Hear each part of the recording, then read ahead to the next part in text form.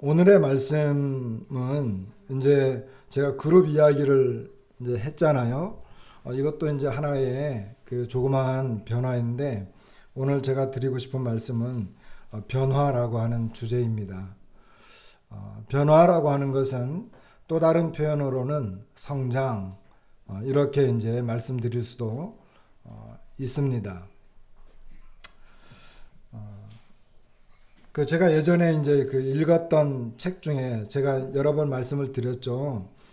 제가 읽었던 책 중에 아주 오래됐지만 저에게 이제 그 어떤 저의 신앙생활 중에 어떤 변화를 가져왔던 그런 책이 하나 있는데 그게 뭐냐면 삶을 변화시키는 성경 연구라고 하는 책입니다. 들어보셨죠?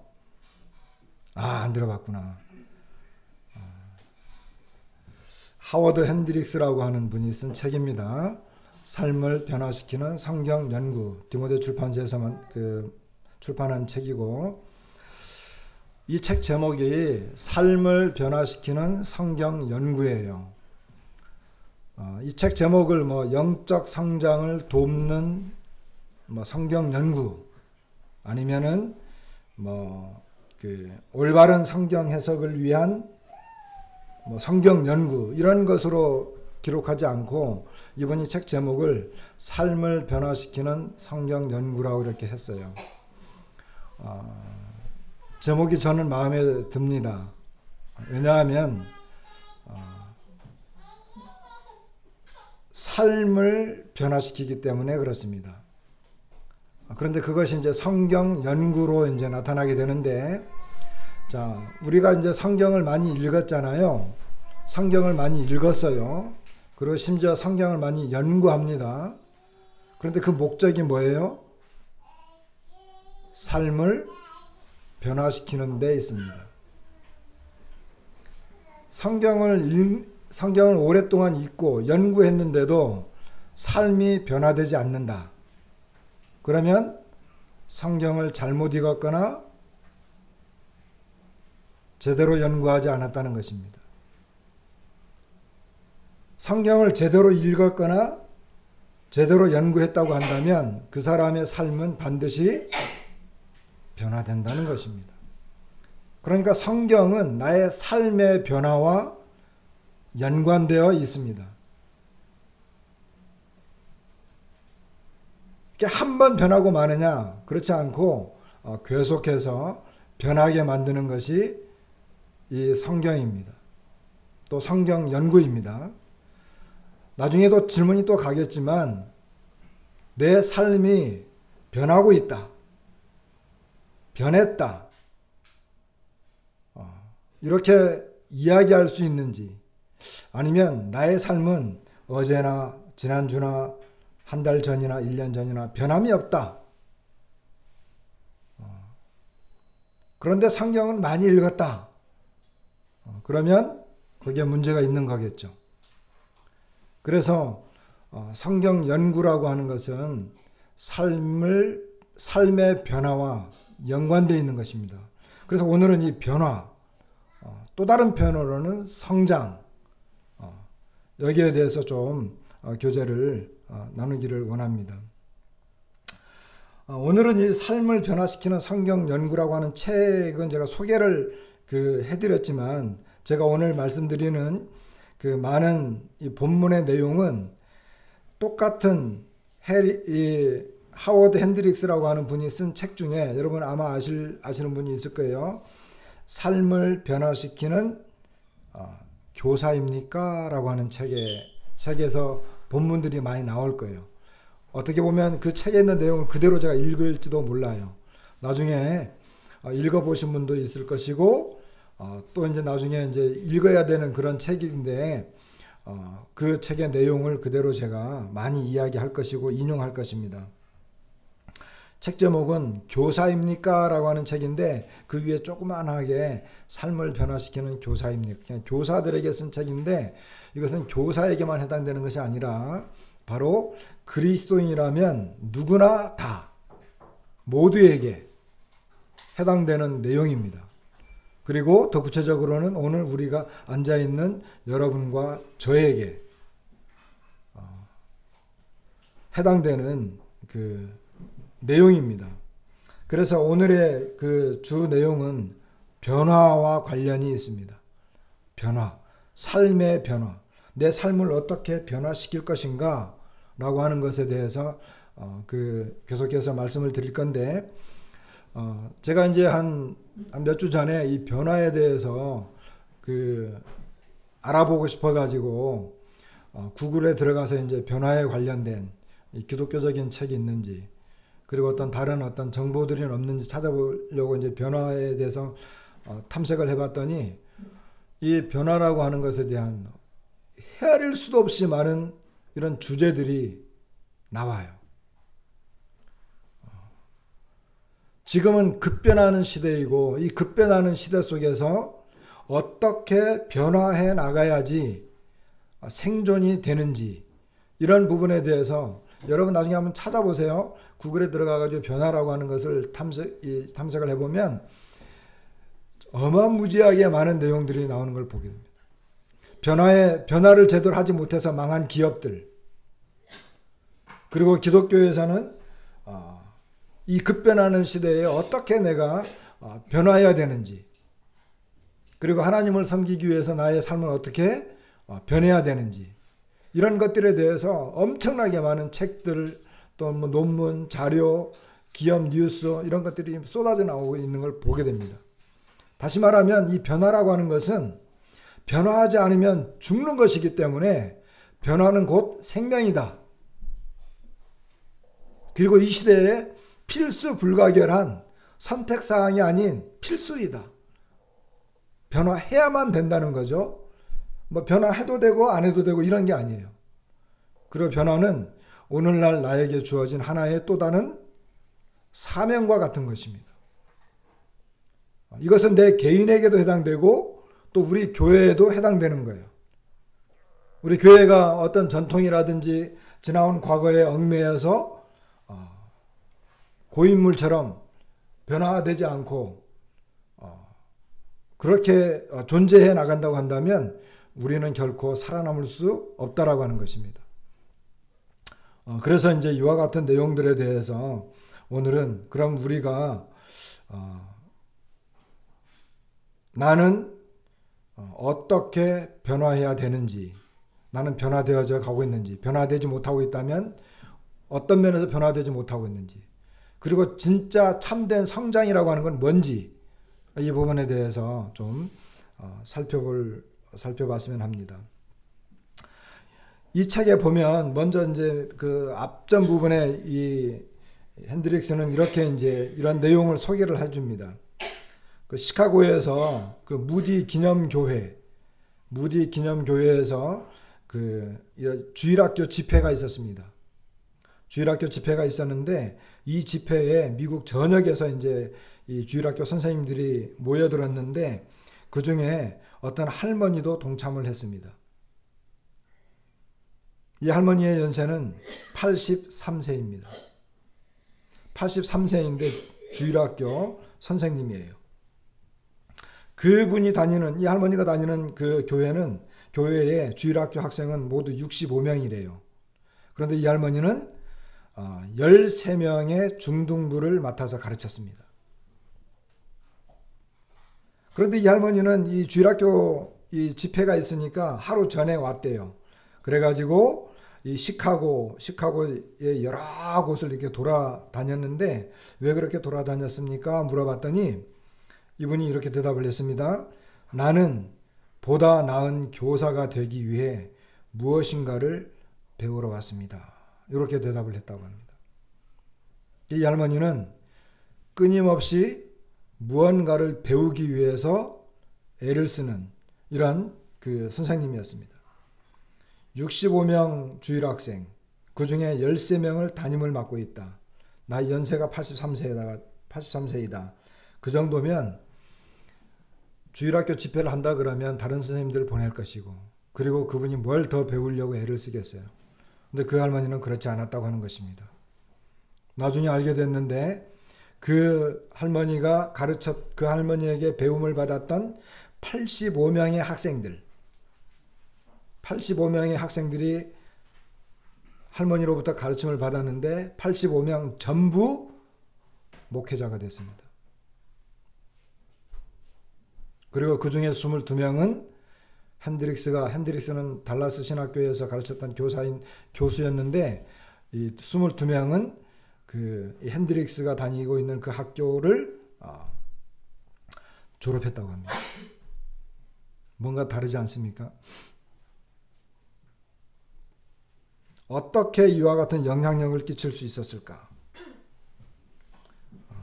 이 책에는 핸드릭스는 그렇게 결론을 내렸대요. 전달에 대한 그녀의 열정 때문이었다라고 했지만 저는 이 책을 읽으면서 변화를 추구하는 열정 때문이다. 이렇게 저는 생각을 했습니다.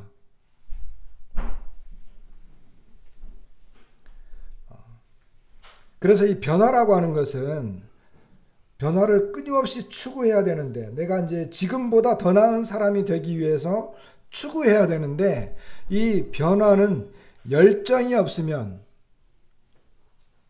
변하지 않는다는 거예요. 변하기 위한 열정이 없다고 한다면 변화라고 하는 것은 없다라고 하는 것입니다. 그래서 변화에 대한 열정이 그 할머니에게는 그런 열정이 있었기 때문에 그와 같은 이 열매들이 맺혀졌다. 이렇게 볼 수 있겠습니다.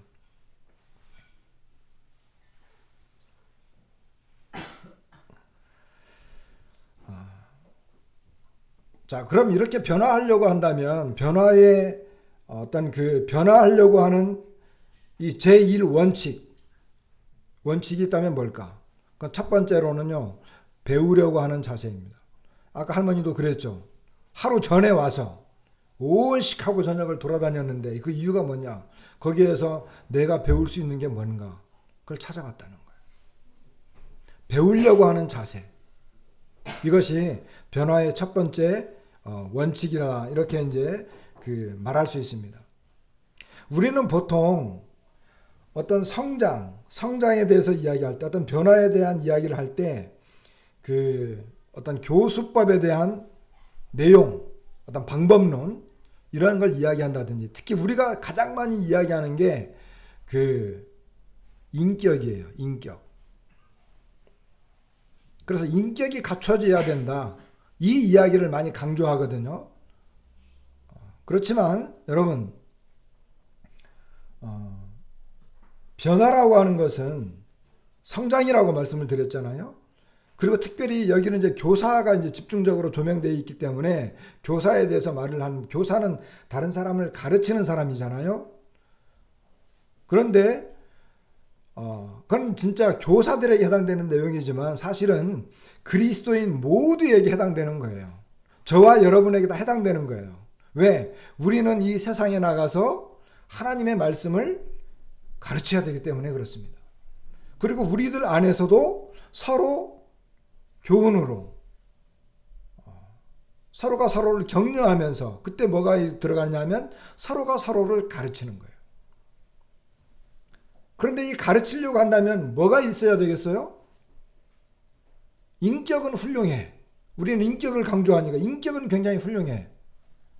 근데 그 사람 속에 들어있는 게 아무것도 없어. 그럼 어떻게 될까요? 인격은 훌륭한데 그 사람 속에서 들어있는 게 없어. 나오는 것도 없어. 변화는 인격과 어떤 방법론을 말하는 게 아니에요. 그리고 그것이 변화하자라고 하는 내용에 대해서 인격이나 방법론 이런 걸 강조한다고 해서 대체되는 것도 아니라고 이야기하고 있습니다. 그럼 뭐냐? 모르는 상태에서는 아무것도 가르쳐 줄 수 없다. 여기서 이제 뭐 가르치는 쪽으로 이제 말을 하고 있기 때문에. 그리고 무엇을 가르쳐야 할지 알지 못한다면 어떤 것도 결코 가르칠 수 없을 것이다. 이렇게 이야기를 하고 있는 걸 보게 됩니다. 그래서 변화하려고 하는 사람은 교사든지 학생이든지 특별히 교사들이라고 한다면, 그리고 이제 여기에는 이제 변화에 가장 둔감한 사람들이 나이 들어가는 사람들이거든요. 노인들이에요. 노인들에 대한 이야기가 몇 번 더 나와요. 왜? 노인들은 변화하지 않거든요. 그런데 변화라고 하는 것은 나이와 상관없다는 것을 이야기하기 위해서 가장 취약한 노인들에 대한 이야기를 하는 거예요. 노인들도 변화할 수 있다면 젊은 사람들은 더 잘 변화할 수 있으니까. 그래서 배우려고 하는 자세. 이 핸드릭스 이분도 교수인데 이분이 생각하고 있는 게 뭐냐 하면 이 사람은 배우는 과정을 끊임없이 지속하고 지금도 배우는 과정에 있다. 그리고 교사로서 내가 다시 학생이 되어서 근본적으로 새로운 그리고 독특하고 개인적인 안목으로 배우기 위해서 애를 쓴다는 것입니다. 그래서 우리는 성장하고 변화하는 일을 계속해야 되잖아요. 하나님의 말씀은 변하지 않아요. 그죠?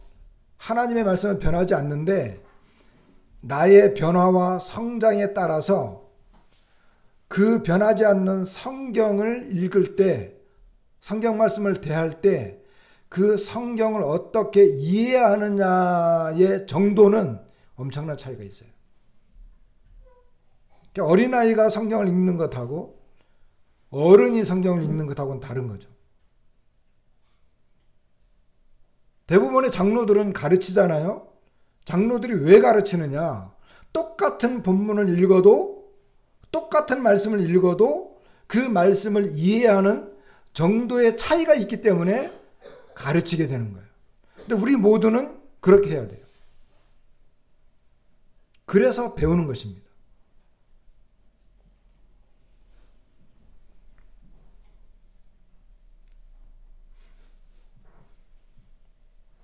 베드로 사도는 이렇게 이야기했죠. 오직 우리 주 곧 구주 예수 그리스도의 은혜와 저를 아는 지식에서 자라가라. 저를 아는 지식에서 자라가라. 우리가 지난주 수요일 날 마가복음을 마쳤습니다. 여러분 마가복음을 다 공부를 했는데 마가복음을 읽기 전과 읽은 후에 우리는 어떻게 변화됐을까요? 변화된 것이 있나요? 어떻게 생각하십니까? 자, 마가복음을 몇 달에 걸쳐서 다 읽었어요. 그럼 뭔가 달라져야 되잖아요. 달라지지 않았다면 잘못 읽은 거예요. 달라지지 않았다면 안 읽은 거예요. 읽긴 읽었는데 안 읽은 거예요. 이걸 요구하는 것입니다. 저는 복음서를 쭉 이렇게 이제 지난번에 걸쳐서 좀 이렇게 생각을 하게 됐는데 복음서가 얼마나 왜 성경의 거의 절반 그리고 복음서가 하나만 있는 게 아니고 사복음서일까? 근데 저는 성경을 읽을 때 복음서에 그렇게 많은 비중을 두지 않았었거든요, 사실. 그런데 복음서가 얼마나 중요한가 하는 것을 다시 생각하게 되었어요. 한 가지만 질문해 볼게요. 복음서는 예수님에 대해서 기록한 거잖아요. 그죠? 복음서는 예수님에 대해서 기록한 거잖아요. 예수님이 어떻게 이제 태어나셨고, 살아오셨고, 또 어떻게 죽으셨고, 부활하셨고, 승천했는지까지. 그렇죠? 그러면 예수님에 대해서 잘 알게 됐잖아요. 자, 예수님에 대해서 잘 알게 됐어요. 그것도 네 종류의 복음서를 통해서 예수님에 대해서 잘 알게 됐어요. 그럼 제가 질문해 볼게요. 여러분,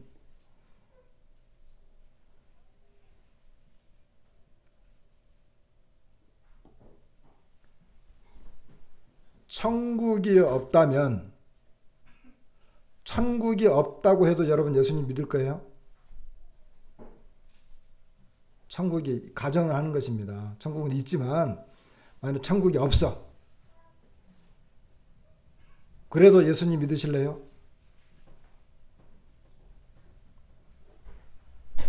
조금 더 노골적으로 이야기할까요? 예수님이 우리를 구원해 주지 않았어요. 예수님이 나를 구원해 주지 않으셨어. 그래도 예수님 믿으실래요?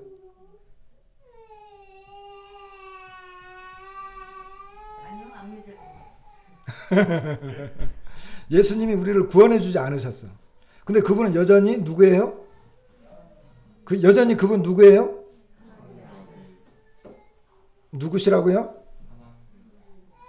예수님은 여전히 하나님이세요. 근데 그분이 나를 구원해 주지 않으셨어. 자, 그러면 여러분 예수님 믿으실래요?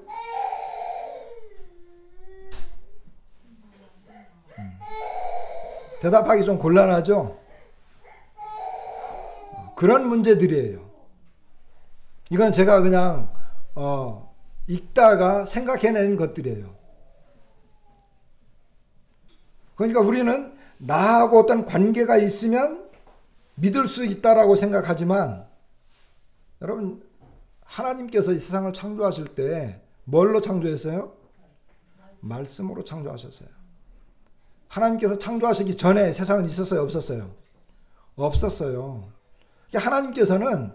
하나님은 세상이 있어도 그만 없어도 그만이에요. 하나님 편에서. 하나님이 뭔가 부족해서 세상을 만들었을까요? 하나님이 외로우셔서 우리를 만드셨나요? 하나님이 외로우셔서 난 대화 상대가 필요해. 너 그래 나 닮은 사람 하나 만들어야 되겠어. 그렇게 해서 우리를 만들었나요? 어떻게 생각하세요?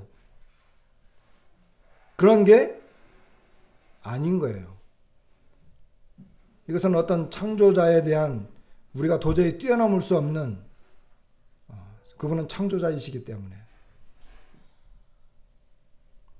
그러나 우리가 성경을 읽다 보면 하나님에 대해서 더 생각해보고 더 묵상해보고 그분이 어떤 분인가를 알면 알수록 우리는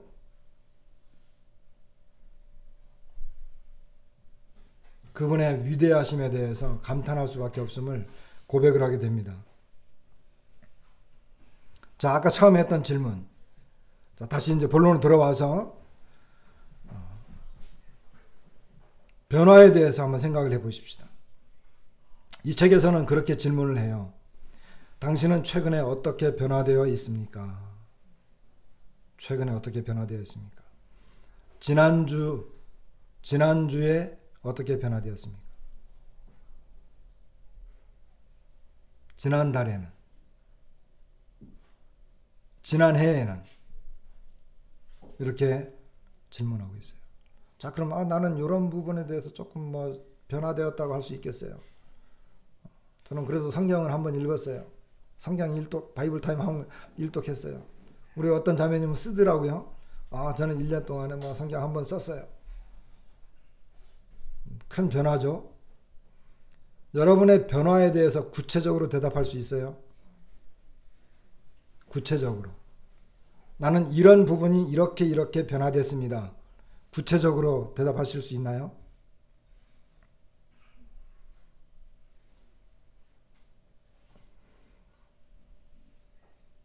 나는 조금씩 성장하고 있습니다.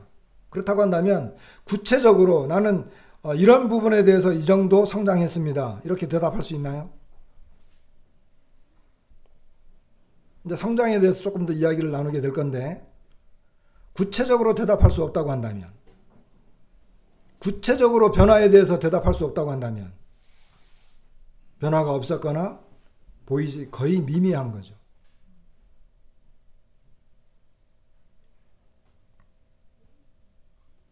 사실 다른 사람들을 변화시키고 싶다. 다른 사람들을 변화시키고 싶다라고 할 때 먼저 나 자신이 변화되어야 되잖아요. 내가 변화되어야만이 또 다른 사람도 변화시킬 수 있어요. 그래서 특별히 이렇게 교사라든지 어떤 가르치는 입장에 있는 사람이라든지, 그리고 우리는 세상에 나가서 우리의 믿음을 이야기해야 되는 이런 사람들이기 때문에 나의 삶의 변화를 통해서 또 다른 사람들을 변화시킬 수 있어요. 구원받기 전이나 구원받은 후나 변한 게 없어요.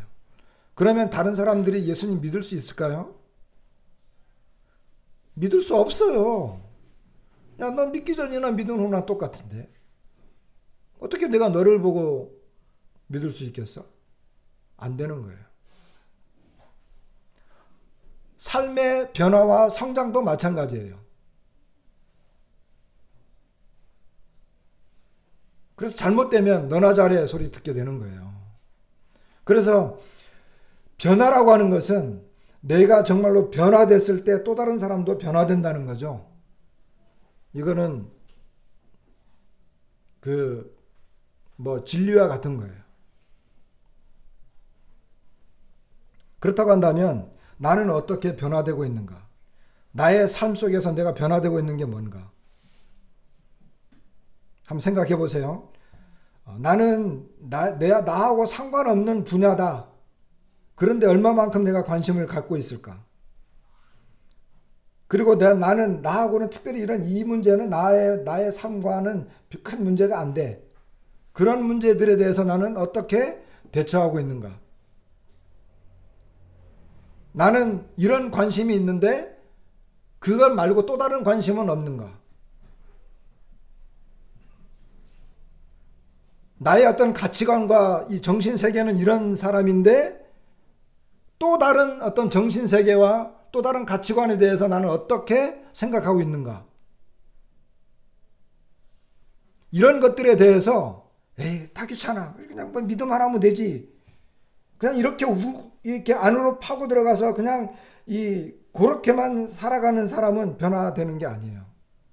그런데 미개척 분야, 다른 관심, 다른 정신세계 이런 것에 대해서 계속적으로 추구하고 변화를 위해서 애를 쓰고 알아보기 위해서 연구하고 변화의 노력들이잖아요. 이런 것들이 바로 변화의 모습들입니다. 그럼 나는 어떻게 하고 있었나는 거죠.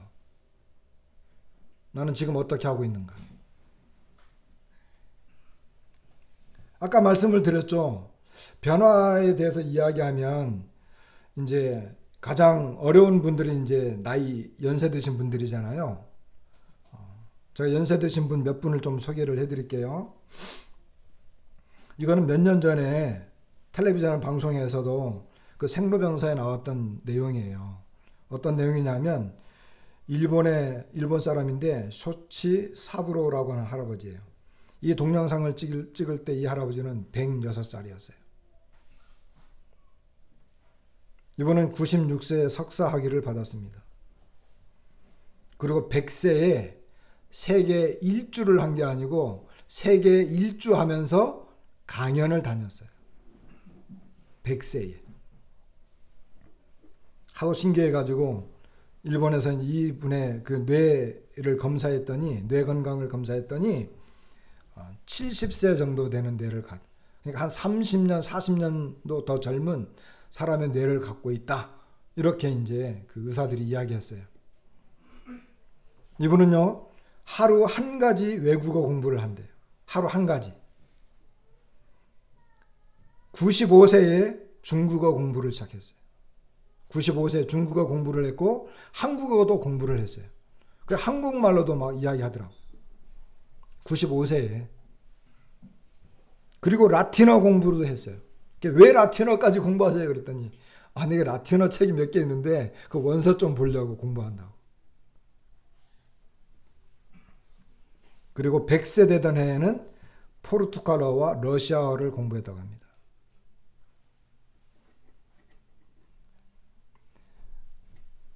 뇌는 늙지 않는데요.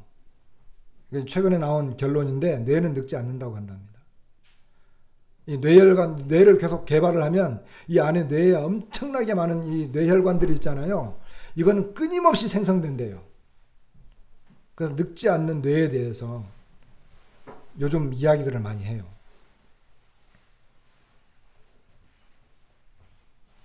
대만에 있는 자오무어라고 하는 할아버지는 102살 때 찍었는데 이분은 98세에 석사학위를 받았어요. 석사학위 받으려고 하면 얼마나 공부를 했겠어요? 98세. 변화는 나이와는 관계가 없다. 뭐와 관계가 있을까요? 태도와 관계가 있다고 합니다. 나는 이미 너무 늙었어 이러면 끝난 거고,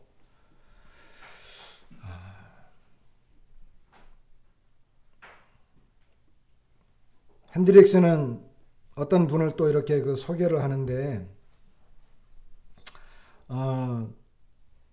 이분이 이제 그 자신의 학교에 강사 한 분을 모셨대요. 강사 한 분을 모셨는데 이분이 구원받은 다음에 84년 동안 신앙생활을 했어요. 그리고 93세가 되었을 때 이 대학교에서 이렇게 초청을 받아가지고 강의를 했는데, 이분이 한 말씀이 이런 말씀이에요. 학생들에게 이렇게 이야기했대요. 나에게 있어서 유감스러운 일이 한 가지 있다면 그것은 그리스도를 섬기는데 바칠 생명이 오직 하나밖에 없다는 것이라네. 이렇게 이야기했대요. 얼마만큼 자신이 성장해야 되고 주님을 위해서 섬기고자 하는 이런 열정이 그분에게 있으면, 그래서 6분 동안 기립박수를 받았다고 합니다.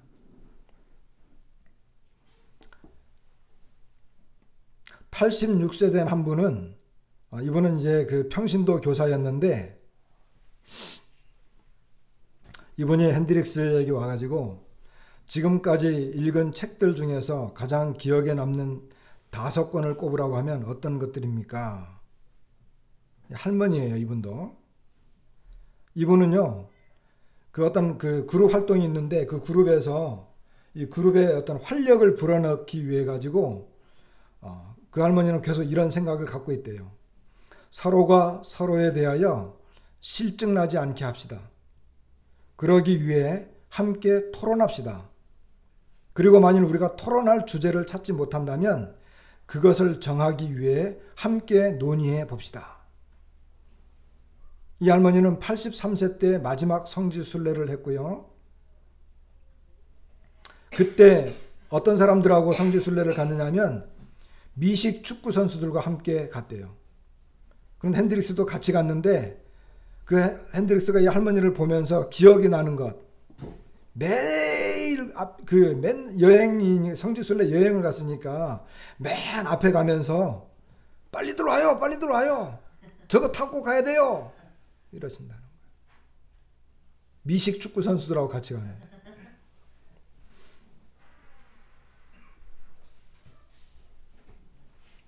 조용히 주무시던 중에 세상을 떠났는데 그 딸이 한 말입니다. 그녀는 죽기 바로 전에도 다음 10년을 위한 계획표까지 작성해 두었다고 이야기합니다. 제가 이런 이야기 하는 것은 우리 중에 이제 할머니들도 계신데 할머니들도 분발하세요. 이 이야기 하려고 하는 게 아닌 거 맞죠? 변화라고 하는 것, 성장이라고 하는 것은 나이와 관계없다는 거예요. 태도와 관계가 있다. 그리고 열정과 관계가 있다. 그리고 변화는 누구나 다 해야 된다는 거예요. 근데 왜 이런 연세 있는 분들을 이야기하느냐 하면 가장 어려운 분들도 열정적으로 변화를 위해서, 성장을 위해서 애를 쓰고 그 열정을 불태우는 사람들에게는 가능하다는 것을 말하고 있기 때문에 그런 거예요. 그런데 이런 분들도 있는데 오늘날에는 20대에 계속해서 잠자는 사람들이 있어요. 아무런 노력도 연구도 않는 사람들이 너무나 많아요.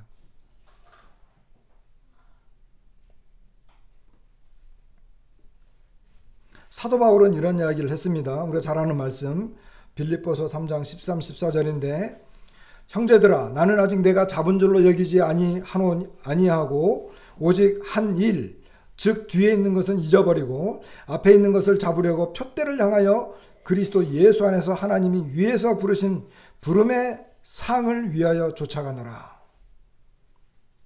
이렇게 이야기했어요. 사도 바울은 과거에 대해서 올바른 태도를 갖고 있었어요. 사도 바울은 얼마나 많은 성공적인 사역을 했습니까? 근데 그거 다 생각하지 않는다는 거예요. 그것이 얼마나 또 많은 실패를 했겠어요. 그거 생각하지 않는다는 거예요. 사도 바울은 분명한 뚜렷한 목표가 있었어요. 소망이 있었어요. 그리고 사도 바울에게 더 중요한 것은 그는 현재에 대한 올바른 태도가 있었다는 거예요. 현재에 대해서. 왜? 지금이 중요하니까.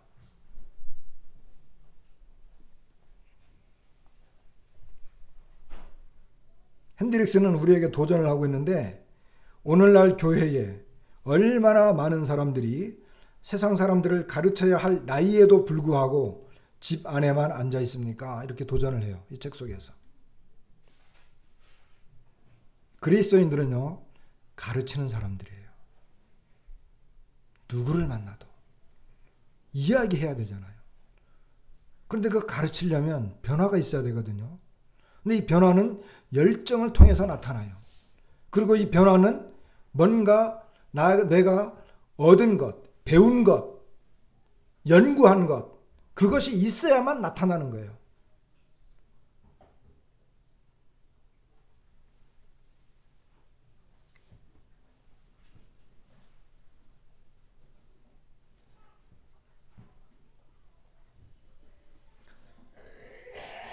자, 이 변화는 성장이라고 말씀을 드렸잖아요. 이것은 이제 어떻게 보면 또 전인격적인 거예요. 전인격적인 것. 성장에 대해서 좀 이렇게 말씀을 드리겠습니다.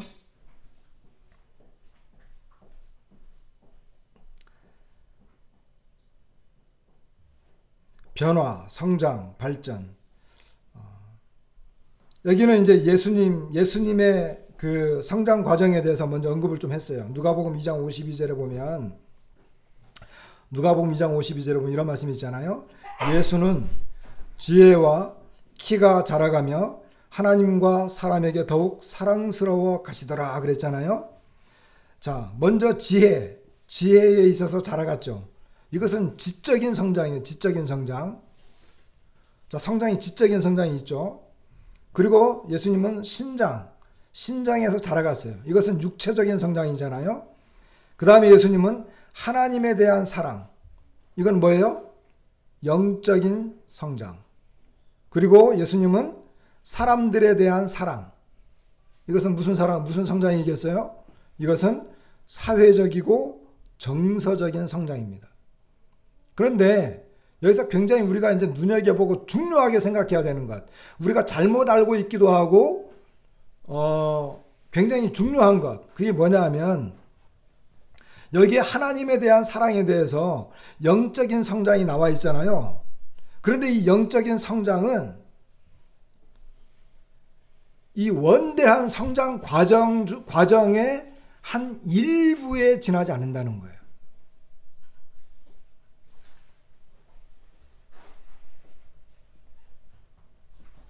영적인 성장이 우리에게 유일한 관심사, 우리 교회에서 그리고 가정에서 성경 공부를 한다든지 기도 생활을 한다든지 할 때 우리가 끊임없이 강조하는 게 뭐예요? 영적인 성장이잖아요. 영적 성장. 교회에서 귀가 따갑도록 듣는 게 뭐예요? 영적으로 성장해야지. 형제, 영적으로 많이 성장해야 돼. 막 구원받으면 어때요? 이제 막 영적으로 성장해야 됩니다. 이런 이야기 많이 하잖아요. 거의 그런 이야기가 대부분이에요. 그런데 이 영적인 성장은 나의 삶 속에서 전체적인 성장 과정 속에 한 부분에 불과하다는 거예요.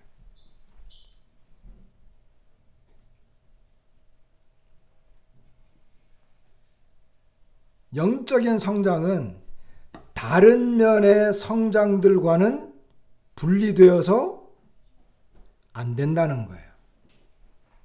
이걸 한꺼번에 다 같이 조화를 이루어야 된다는 거예요. 근데 우리는 아까도 말씀을 드렸지만 이 영적인 성장에 대해서 우리는 잘못 알고 있잖아요. 그죠?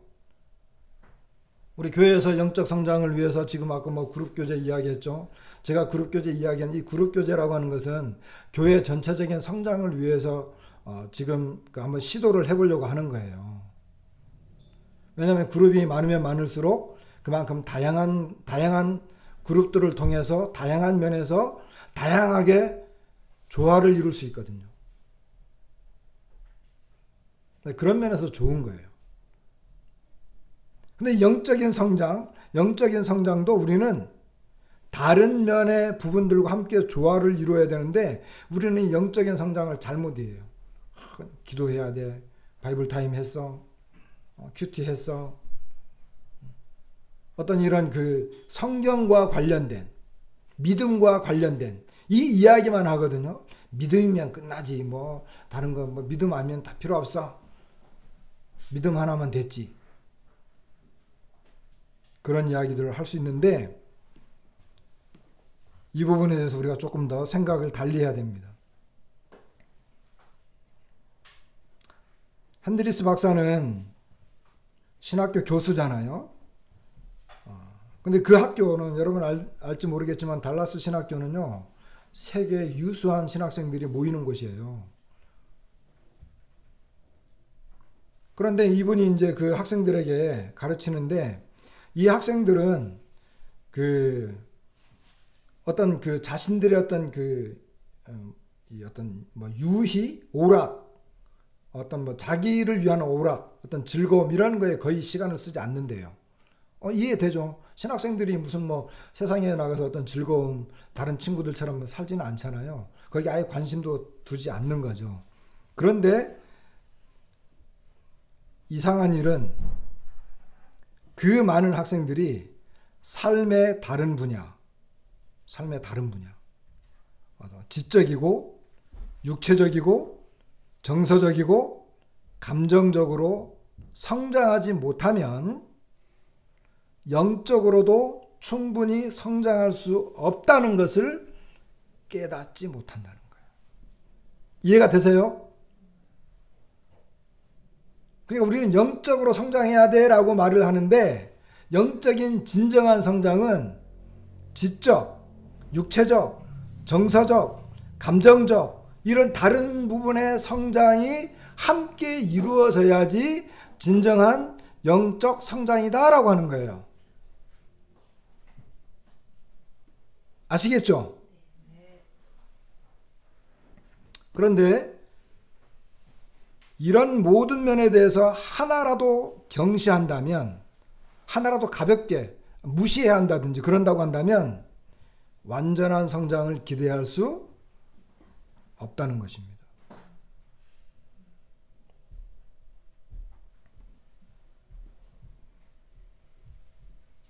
여러분 아침에 올 때 다들 자동차 타고 오셨죠? 혹시 걸어오신 분? 차 다 고치셨죠? 네. 예, 그 이상하게 박아가지고 손해를 막심하게 봤는데 아침에 차를 타고 오려고 봤더니 앞타이어가 펑크가 났어요. 앞타이어 하나가 퍽 주저앉았어요. 자, 교회 갈 시간은 다 됐어요.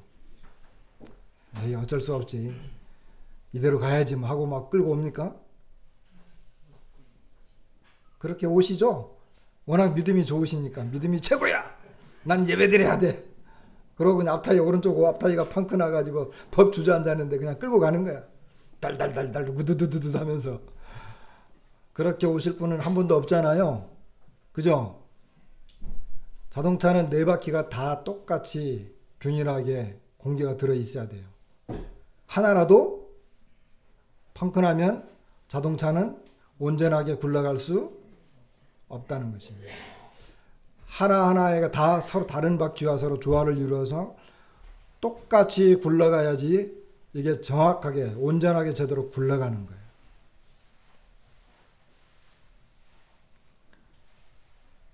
건강에 대한 정의 아세요? 건강?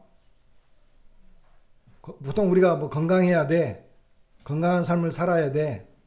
저는 이거 고등학교 때 그 체육 시간에 건강에 대한 정의를 써보세요 하는 시험을 친 적이 있어요. 근데 그것이 이미 1948년도 세계보건기구에서 정한 건강에 대한 정의래요.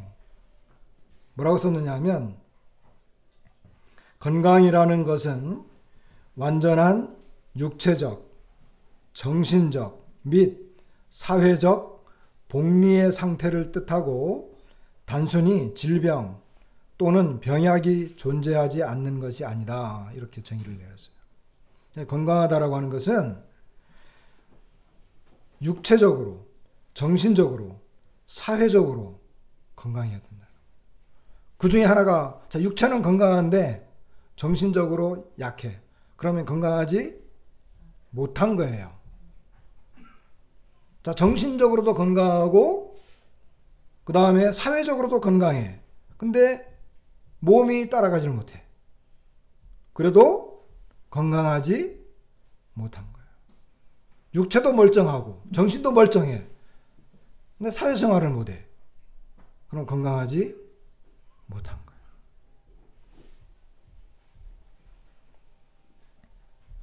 자, 그러면 우리가 우리 자신을 한번 살펴볼 수 있죠.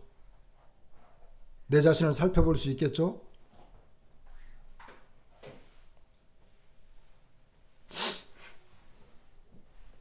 자, 나는 어떤 부분은 잘하는 부분이 있어요, 분명히. 그죠? 근데 나는 잘 못하는 부분도 있잖아요. 그죠? 잘 못하는 부분. 그럼 그 부분은 잘 못하니까, 난 이거 못하니까 그냥 포기? 또 어떤 부분은요, 이걸 없애버려야 할 부분도 있어요. 그러죠? 그러니까 나는 지금의 내 현재 모습 속에서 내가 잘하는 부분도 있고 잘 못하는 부분도 있고 어떤 부분은 아예 없애버려야 할 부분들도 있어요. 이런 것들에 대해서 나는 지금 어떠한 태도를 취하고 있는가?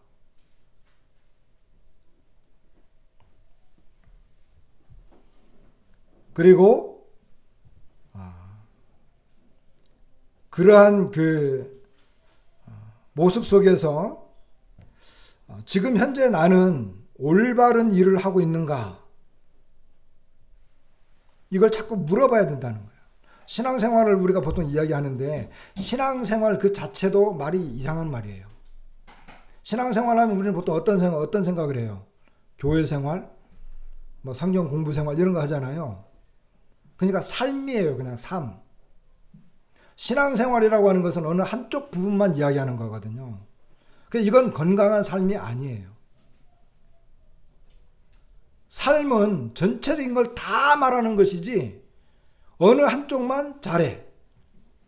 이건 건강한 삶이 아니다고 하는 거예요. 그리고 이 부분에 대해서 아까 말씀드린 것처럼 그럼 현재 이 시점에서 나는 지금 어떻게 제대로 가고 있는가?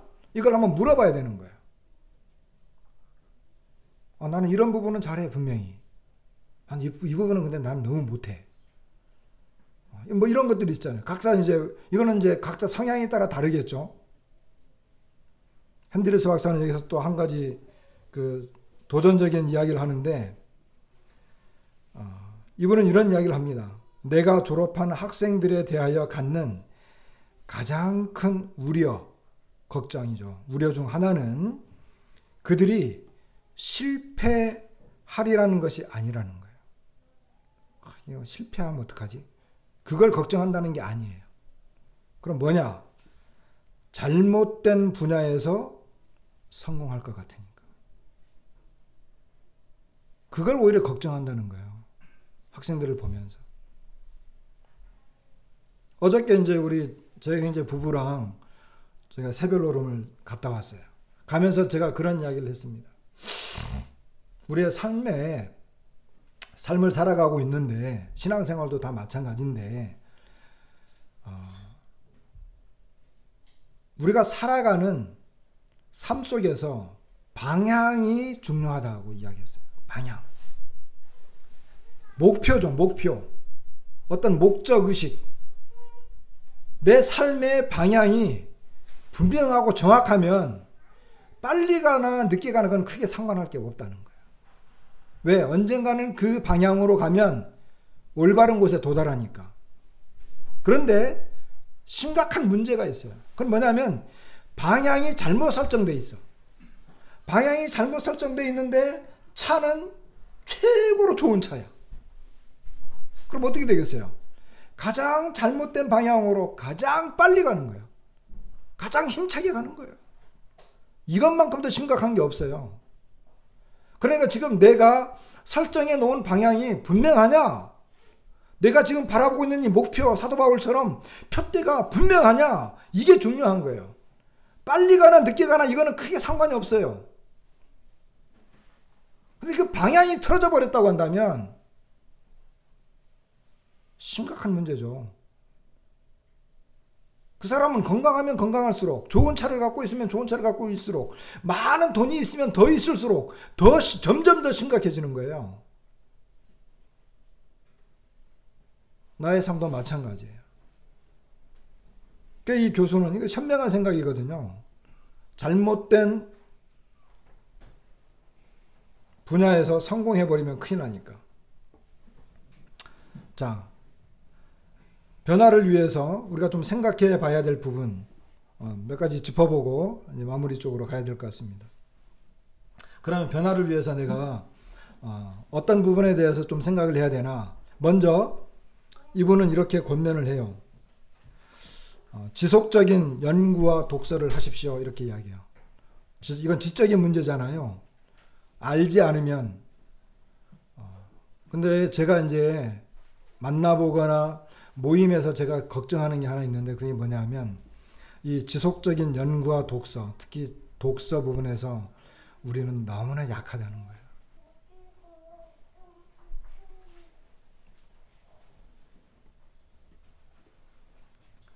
그래서 이분이 권면하고 있는 것 중에 하나가 뭐냐면 처음 30분은 읽고 나머지 30분은 그 읽은 것을 생각하라. 이런 권면을 하고 있는 걸 봐요. 그리고 독서에만 몰두하지 말고 사람들과 좋은 관계를 형성해라. 이렇게 권면합니다. 책만 읽지 말고 책을 읽고 생각하고 또 사람들과 관계해라는 거예요. 내가 어떤 영향을 받고 있거나 영향을 주고 있다. 특히 영향을 받고 있다. 나는 어떤 영향을 받고 있을까? 나는 어떤 책을 읽고 있는가?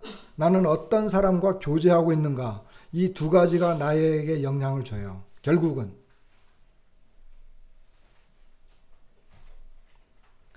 그리고 계속적인 교육 과정에 참여하라는 거예요. 그냥 계속해서 그 뭔가 나의 삶을 변화시키고 성장시킬 수 있는 어떤 교육 과정이 있다고 한다면 거기에 참여하라는 거예요. 오늘날 이거 굉장히 많잖아요. 우리 사회에 나가도 많아요. 여기 가다 보면 여기 인화동 이쪽에도 현수막 같은 게 막 붙어 있어요. 어떤 교육 무슨 문화원 같은 데서 심지어 동사무소 주민자치센터에서 한다는 것 막 붙어놨거든요. 할 수만 있다면 하라는 거예요. 그리고 적극적으로. 중요한 것, 제가 볼 때 중요한 것, 개인적인 성경 연구 프로그램입니다. 개인적인 성경 연구 프로그램. 이건 개인이 갖고 있는 거예요. 개인이. 그러니까 이거는 무슨 말을 하냐면 성경을 많이 읽으라고 하는 말이 아니에요. 저는 들어요. 우리 교회에서는요, 성경 50독이 목표예요. 1년에 성경 50독 한대. 와, 1년에 성경 50독 하려면 도대체 이거 어떻게 읽어야 되는 거야? 와가지고 자랑해요. 형제님, 저는요, 벌써 20독 했어요. 그게 중요하지 않다는 거예요. 20독 했는데, 자, 어떤 분이 저한테 와가지고, 저요, 성경 20독 했어요. 성경 20독을 했다고 한다면, 그 20독한 그 성경에서 어떤 부분이 당신을 변화시켰습니까? 이게 중요한 거예요. 이것이 개인 성경 연구 프로그램이에요. 이것이. 그러니까 내가 성경 말씀을 볼 때 그냥 무턱대고 많이 읽고 무턱대고 많이 쓰고 무턱대고 그냥 많이 듣고 이게 문제가 아니라는 거예요. 그럼 어떻게? 연구해야 되잖아요. 연구해야 되는데 내가 성경을 보면서 어떻게 이 성경을 통해서 내가 변화되는 것을 연구할 것이냐. 이것이 목적인 거죠. 이것이 중요한 거예요. 그래서 올해 제가 끊임없이 강조하는 거 있죠? 그래도 모르시는구나. 어떡하면 좋나. 끊임없이 강조하는 것. 성경 연구의 3가지 황금 열쇠.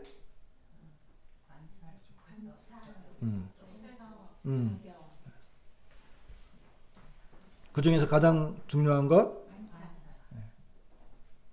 그건 왜 그러냐 하면 그것이 있어야지 해석이 되고 적용이 되기 때문에 그래요. 자, 그 다음에 육체적인 부분. 아까 거는 지적인 부분인데 육체적인 부분. 자, 돈. 근데 이 육체적인 부분은요, 많은 그리스도인들이 쉽게 이렇게 무시하는 부분들이에요. 왜? 인간성이 나타나는 부분들이거든요. 자, 돈. 여러분, 돈 관리 어떻게 하세요? 저도 자신 없어요. 시간. 시간 어떻게 관리하세요? 성생활. 부부들은 성생활. 어떻게 하십니까? 식습관, 운동, 휴식시간. 다 인간적인 부분들인 거죠. 근데 이 중에 하나라도 관리를 잘 못해. 그럼 건강한 게 아니에요.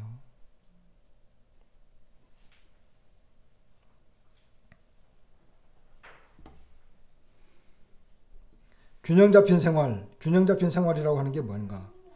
내가 사람들과 함께 보내는 시간은 어느 정도인가? 내가 홀로 보내는 시간은 어느 정도인가?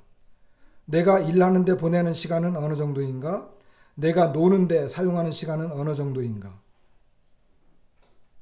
우리가 보통 성령 충만 이야기하잖아요.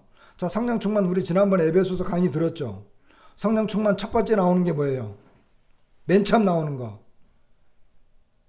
시간 없으니까 예배와 관련돼 있어요. 예배. 거기 시와 찬미와 노래와 뭐 이런 신령한 것들로 서로 이야기하고 교제하는 거. 예배와 관련돼 있어요. 두 번째, 자녀와 부모 간의 문제죠. 자녀들에게. 그 다음에 아내들에게, 남편들에게, 종들에게, 주인에게. 이게 다 뭐예요? 성령 충만과 관계 있는 거예요. 성령 충만하면서 맨 처음에 예배와 관련돼 있지만 성령 충만이 기도하고 말씀만 보면 성령 충만되고 이것이 균형 잡힌 삶이냐? 아니라는 거예요. 맨날 부부 싸움하고 있는데 교회에서 다른 사람들이 볼 때는 성령 충만해 보여. 왜? 성경 이야기만 하면 줄줄줄줄줄이요. 복음 이야기만 하면 막 줄줄줄줄. 부부 간의 문제는 심각한데. 네, 그냥 어디 뭐 저기 전화 와가지고 빚쟁이 독촉받고 카드회사 독촉받고 이러는데 교회에서는 성령 충만하게 보여. 왜? 성경에 이런 어떤 영적인 거에는 뭐 그냥 청산 뉴스야. 다 잘못된 것입니다. 사회적인 면. 이거 굉장히 중요해요. 저도 약한 부분이 많기 때문에. 사회적인 면. 어떤 사람들과 친구 관계를 맺고 있는가.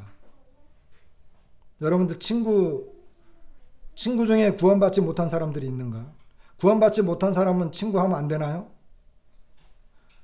보통 구원받으면요. 어떤 사람이 딱 구원받았어요. 구원받으면 한 2년 정도가 지나면 그 사람 주변에 세상 친구들이 거의 다 사라진대요. 저도 그랬어요, 사실. 근데 구원받지 못하면 친구 할 수 없나요? 어떤 사람들과 친구 관계를 형성하려고 애를 씁니까? 형제교회 성도들만? 우리 브래들리냐? 우리는 브래들리나하고만 사귀어야 돼. 일반 교회 사람들, 교파 사람들은 만나면 안 돼.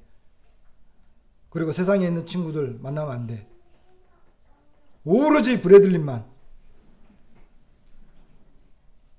브래들린 만나면 그냥 간이고 쓸개고 다 내줄 것처럼 이야기하고, 세상 친구 만나면 원수처럼, 그리고 어떻게 하면 뜯어먹을까 생각하고. 믿지 않는 자들을 알고 있는가? 믿지 않는 사람들하고 얼마나 알고 지내고 있습니까? 여기 믿지 않는 사람들 얼마나 알고 지내는가는 그냥 이렇게 식구들처럼 그런 어떤 친목을 형성을 하고 있는가, 이런 걸 물어보는 거예요.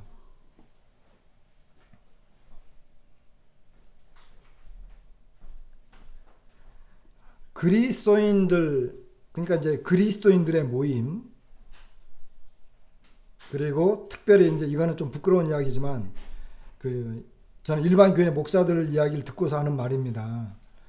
다 그런 건 아니겠죠. 근데 어떤 경우에는 그런 그 모임이 있어서 가보면 가장 이 건설적이지 못한 시간을 거기서 보내는 경우가 많아요.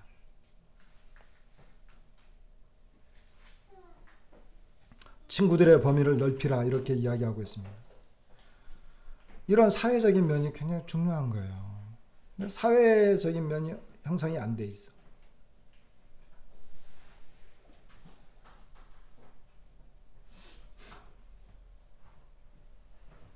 자, 나는 어떻게 하면 향상될 수 있는가? 이거를요, 계속 자문해 봐야 됩니다.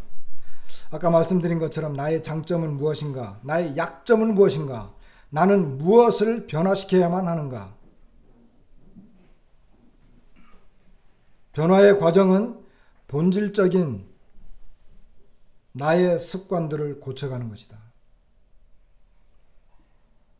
그래서 진정한 이 변화, 진정한 성장은 어느 하나만 이야기하는 것을 결코 말하는 게 아니에요.